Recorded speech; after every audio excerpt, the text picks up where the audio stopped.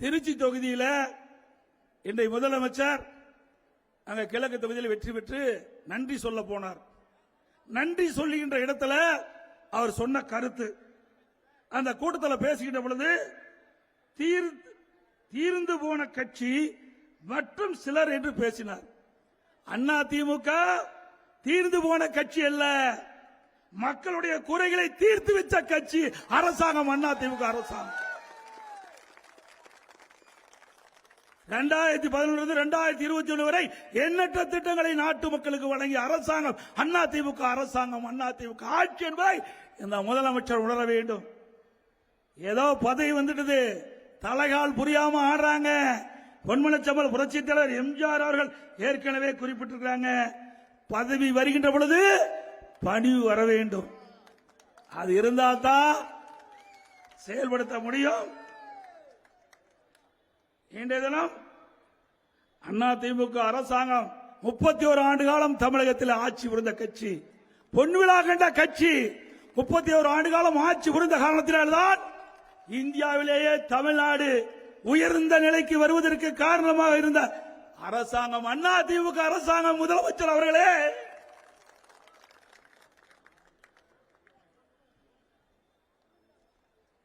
இன்றைக்கு அண்ணா திமுக ஆட்சியில கல்வியில முதலிடம், வேளாண்மை தொடர்ந்து உணவு தானிய உற்பத்தி பெருக்கி கிஸ் கருமா விருதை தொடர்ந்து 5 முறை பெற்றோம். மருத்துவத்தில் அதிகம், நீர் மேலாண்மை, தொழில்துறை, சாலை வசதி, அடிப்படை தேவைகள், குடிநீர் வசதி, இப்படி பல திட்டங்களை கொண்டு வந்து நாட்டு மக்களுக்கு அடிப்படை தேவைகளை பூர்த்தி செய்த அரசாங்கம் அண்ணா திமுக அரசாங்கம்.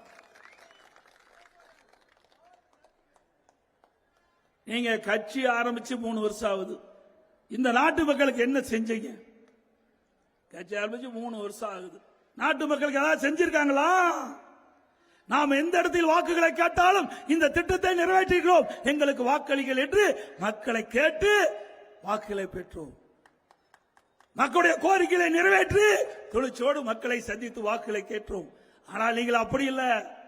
திரைப்படத்தின் மூலமாக நீங்க தோன்றி நடித்து அதன் மூலமாக நீங்கள் வெற்றி பெற்றிருக்கின்றீர்கள். முதலமைச்சர் அவர்களே, மக்களுக்கு சேவை செஞ்சு நீங்கள் வெற்றி பெறவில்லை.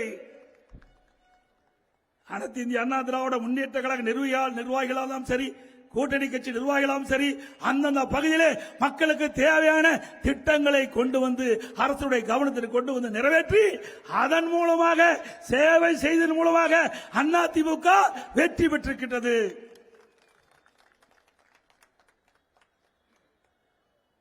இன்னைக்கு பல்வேறு திட்டம், அத்திக்கட அவனாசி திட்டம், நூறேரி திட்டம், இன்னைக்கு திராவிட முன்னேற்ற கழக அரசு கிடப்புல போட்டிருந்தது. இந்த அரசாங்கமாவது அதை நிறைவேற்றி கொடுக்க வேண்டும் என்று இந்த கூட்டத்தின் வாயிலாக கேட்டுக்கொள்கிறேன். அதே போல இன்றைக்கு அதிமுக ஆட்சியில் எடப்பாடி சட்டமன்ற தொகுதியில் பல்வேறு திட்டங்களை நிறைவேற்றி கொடுத்திருக்கிறோம். இன்னைக்கு எடப்பாடி நகர மக்கள் 30 வார்டுக்கும் தங்குதடை இல்லாத பாதுகாக்கப்பட்ட குடிநீர் வேணும்னு கேட்டீங்க. காவிரி ஆற்றிலிருந்து தண்ணீர் எடுக்கப்பட்டு பாதுகாக்கப்பட்ட குடி தண்ணீர் 30 வார்டுக்கும் தடையில்லாமல் வழங்கிய அரசாங்கம் அதிமுக அரசாங்கம். அதே போல எடப்பாடி ஒன்றியம், மங்கனாவரம் ஒன்றியம், மங்கடஞ்சாவடி ஒன்றியம் கூட்டுக்குடி திட்டத்தை கொண்டு வந்து மேல்நிலை தொட்டிகள் கட்டி பாதுகாக்கப்பட்ட குடிநீரை வழங்கணும். மேச்சேரி நங்கவலி கூட்டுக்குடி திட்டத்தை கொண்டு வந்து நிறைவேற்றணும். அதே போல நங்கவலி பேரூராட்சி, வனவாசி பேரூராட்சி, ஜலடாபுரம் பேரூராட்சி மக்களுடைய கோரிக்கையில் ஏற்று அந்த கூட்டுக்குடி திட்டத்தின் மூலமாக பாதுகாக்கப்பட்ட குடி தண்ணீர் தங்குதடையில்லாமல் கொடுத்த அரசாங்கம் அதிமுக அரசாங்கம். அதோட கல்லூரி, இன்றைக்கு எடப்பாடியிலிருந்து சங்ககிரி போகின்ற அந்த பாதையில பிரம்மாண்டமான அரசு கலை கல்லூரி, 2000 பேர் படிக்கிறாங்க. 2000 பேர் நம்முடைய எடப்பாடி சட்டமன்ற தொழில்கின்ற குடும்பத்திற்கு மாணவ மாணவி குறைந்த கட்டணத்திலே பட்டப்படிப்பு படிக்கக்கூடிய சூழ்நிலையை நாங்கள் உருவாக்கி தந்தோம். இன்னைக்கு வனவாசி பகுதியிலே, நங்கவல்லி ஒன்றியத்திலே வனவாசி பகுதியிலே பாலிடெக்னிக் கல்லூரி சுமார் 1000 பேர் படிக்கிறாங்க. பிடெக் கல்லூரி கொங்கனாவரம் ஒன்றியம் எட்டிக்கொட்ட மேட்டில் கட்டியிருக்கிறோம். நான் திறக்கல இந்த ஆட்சியில. சிட்கோ தொழிற்பேட்டை அங்க எட்டிக்கொட்ட மேட்டில் கொடுத்திருக்கிறோம். துணை மின் நிலையம் கொடுத்திருக்கிறோம். நல்ல சாலை வசதி, பாலங்கள், மருத்துவமனை கட்டிடம், ஆரம்ப சுகாதார நிலையம், பிஹெச், நிறைய திறந்தோம். கால்நடை மருந்தகம் திறந்திருக்கிறோம். அம்மா மினி கிளினிக் பல இடத்துல திறந்தோம். திமுக ஆட்சியில மூடிட்டாங்க. இப்படி பல திட்டங்களை கொண்டு வந்த அரசு. மாதிரி பள்ளி கொடுத்தோம்.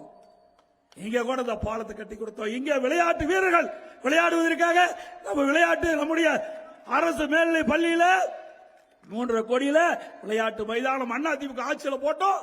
அதை போராடி வாதாடி இப்பொழுது பணி நினைந்துட்டு இருக்குது. இப்படி பல திட்டங்களை கொண்டு வந்திருக்கிறோம். நகராட்சி, பேரூராட்சியில, ஊராட்சி ஒன்றியத்தில் அங்கங்க மினி பவர் பம்ப் கிட்டத்தட்ட 160 இடத்துல நான் கட்டி கொடுத்திருக்கிறேன். இப்படி பல சேவைகள் செய்த காரணத்தினால்தான் இன்னைக்கு எடப்பாடி தொகுதிக்கிற வாக்காளர்கள் சுமார் 98,000 வாக்கு வித்தியாசத்தில் வெற்றி பெற செய்திருக்காங்க. உழைப்புக்கு எனக்கு இந்த பரிசை தந்திருக்கின்றீர்கள். வாழ்நாள் முழுவதும் நான் மறக்க மாட்டேன் என்பதை நேரத்தில் தெரிவித்துக் கொள்கிறேன். இன்றைக்கு மாண்பு அம்மாவில் சொன்னாங்க, எனக்கு பின்னாலும் இன்னும் எத்தனை நூற்றாண்டுகள் வந்தாலும் அனைத்து இந்திய அண்ணா திராவிட முன்னேற்ற கழகம் மக்களுக்காகவே இயங்கும் சொன்னாங்க. நாம அண்ணா திமுக ஆட்சியில் செய்தி காட்டணும். நான் முதலமைச்சர் இருந்த பொழுது இன்றைய தினம் டிவிக்கு அமைச்சரவையில் இருக்கின்ற பொதுப்பணித்துறை அமைச்சர் பேசுறார். அவர் ஒரு கட்சியில் இல்ல, பல கட்சியில் இருந்தவர். முதல்ல திமுகவில் இருந்தார் பொதுப்பணித்துறை அமைச்சர். இரண்டாவது விடுதலை சிறுத்தை கட்சியில் இருந்தார். இப்போது டிவிகேல இருக்கார். அடுத்தது எந்த கட்சிக்கு போவார் தெரியல. ஆக நாங்கெல்லாம் அப்படி அல்ல. நான் 1974 சிலுவமலை கிழக்கல செயலாளராக பணியாற்றி கிட்டத்தட்ட எண்ணி பாருங்க 51 ஆண்டு காலம் அனைத்து இந்திய அண்ணா திராவிட முன்னேற்ற கழகத்திலே தொடர்ந்து இருந்து கொண்டிருக்கின்றேன். மக்களுக்காக பணி செய்து கொண்டிருக்கிறேன். கட்சிக்காக பணியாற்றிக் கொண்டிருக்கிறேன் என்பதை நினைவிலே வைத்துக் கொண்டு பேசுங்கள். அனைத்து இந்திய அண்ணா திராவிட முன்னேற்ற கழகத்தை பொறுத்த வரைக்கும் தொண்டர்கள் எத்தனை சோதனைகள் வந்தாலும் அத்தனை சோதனைகளும் வென்று மீண்டும் ஆட்சி அமைப்பதற்கு துணை நிற்பார்கள். எந்த கொம்பனாலும் அண்ணா திமுகவை உடைக்கவோ முடக்கவோ முடியாது. இது இருவரும் தலைவர்கள் பொன்மனச்சம்மாள் புரட்சி தலைவர் எம்ஜிஆர் தொடங்கப்பட்ட கட்சி. மாண்புமிகு அம்மா அவர்கள் கட்டிக்காத்த கட்சி. இருவரும் தலைவர்கள் தெய்வமாக நின்று ஆசி வழங்கிக் கொண்டிருக்கின்ற கட்சி அண்ணா திமுக கட்சி. தப்பு கணக்கு போடாதீங்க. திரையுலகில் தோன்றி நீங்க ஆட்சிக்கு வந்திருக்கிறீங்க. நாங்கள் மக்களிடத்தில் உழைத்து சேவை செய்து ஆட்சியில் இருந்தோம். புரிந்து கொண்டு பேச வேண்டும்.